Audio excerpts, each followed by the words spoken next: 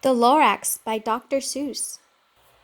At the far end of town where the grickle grass grows, and the wind smells slow and sour when it blows, and no birds ever sing excepting old crows, is the street of the lifted Lorax.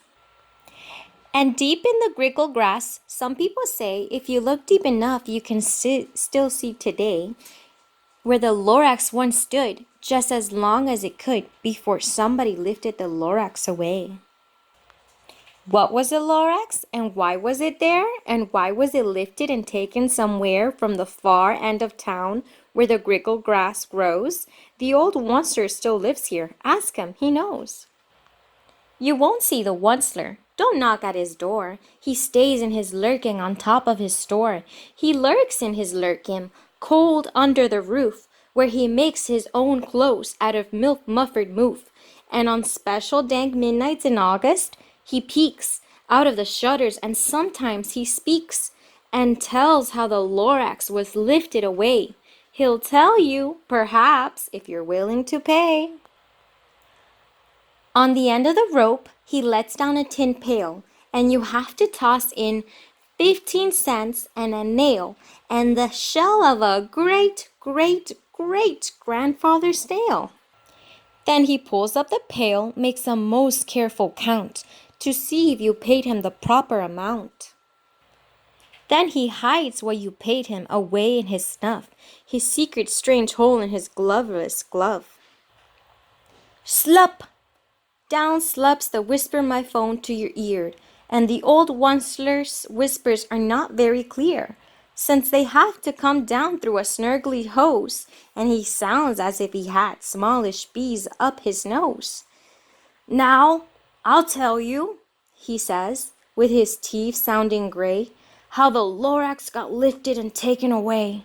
It all started way back, such a long time back.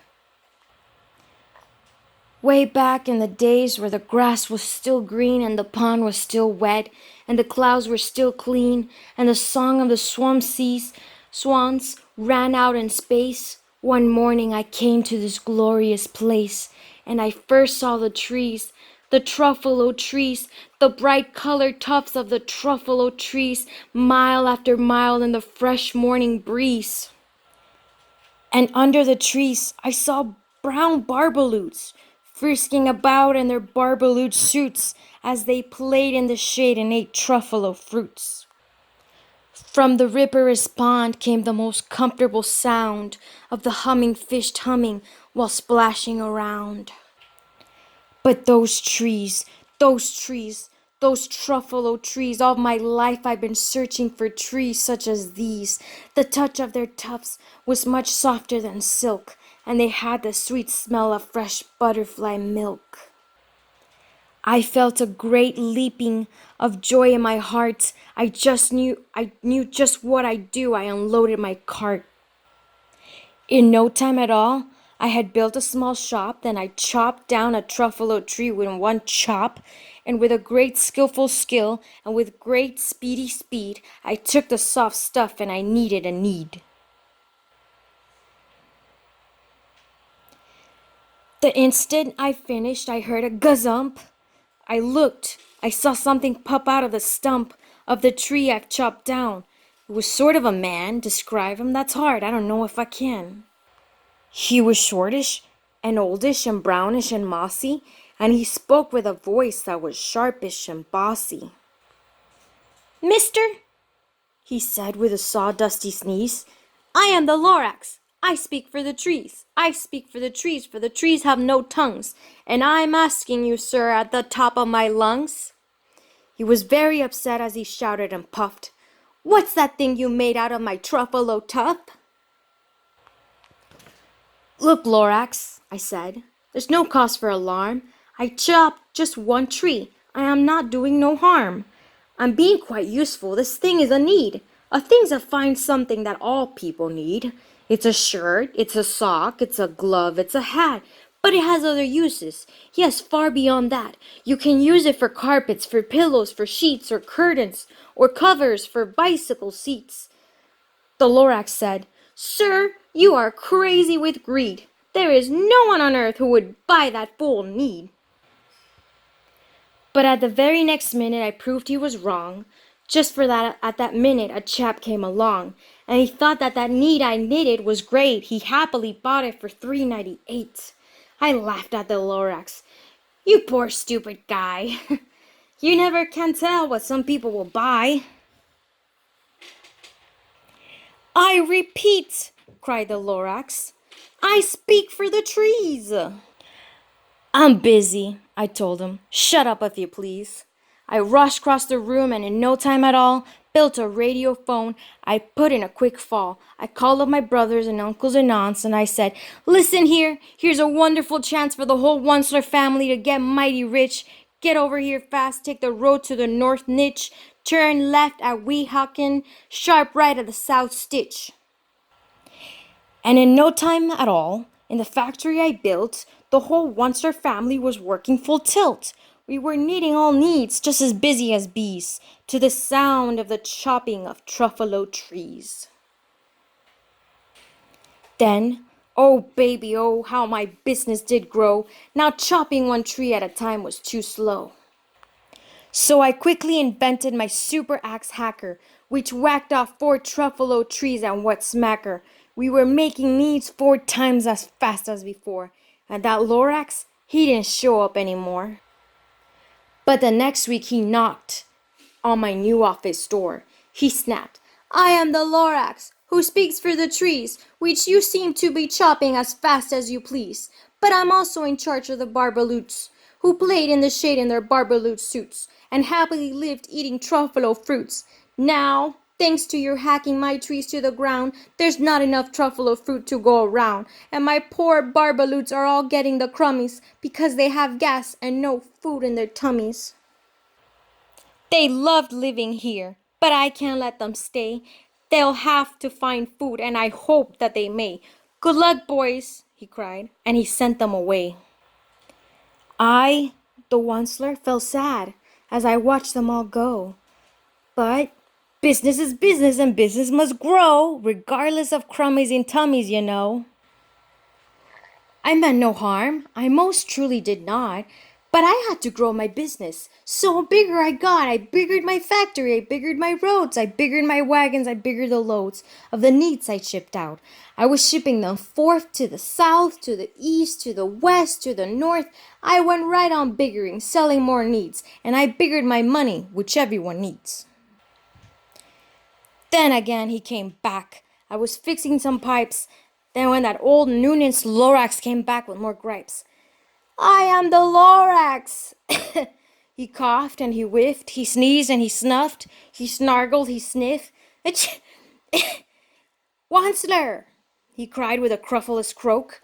Onceler, you're making such smuggless smoke. My poor swummy swans, why they can't sing a note.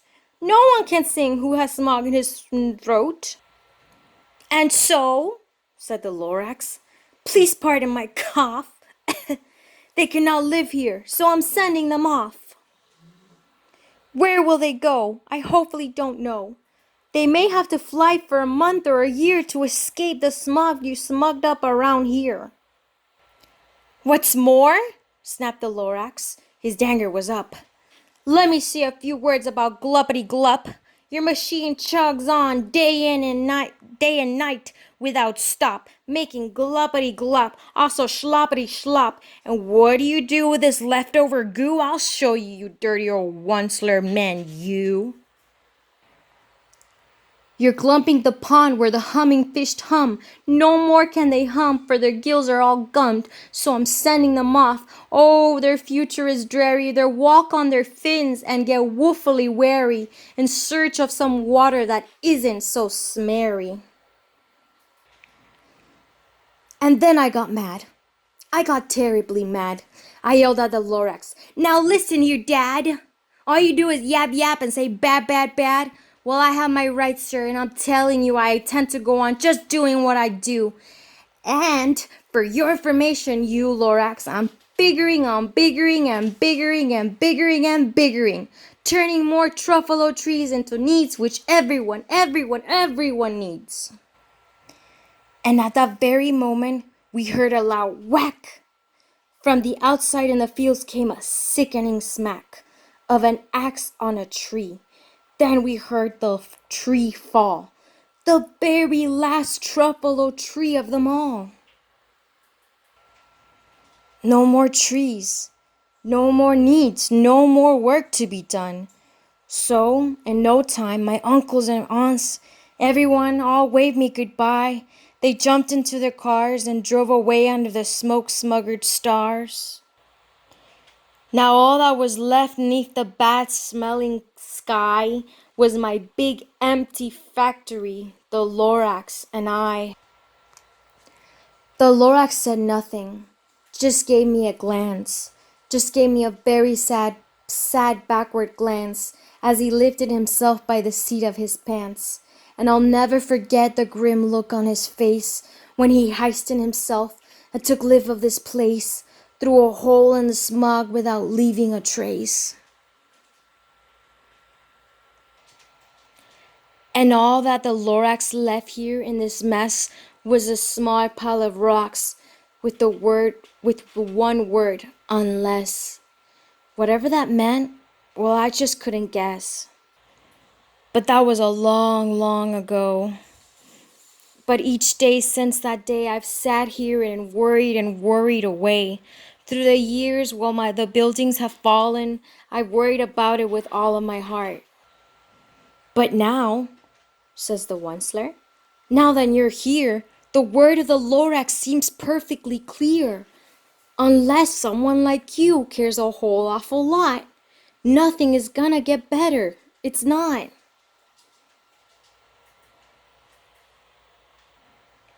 So, catch, calls the Onceler. He lets something fall. It's a truffalo seed. It's the last one of all.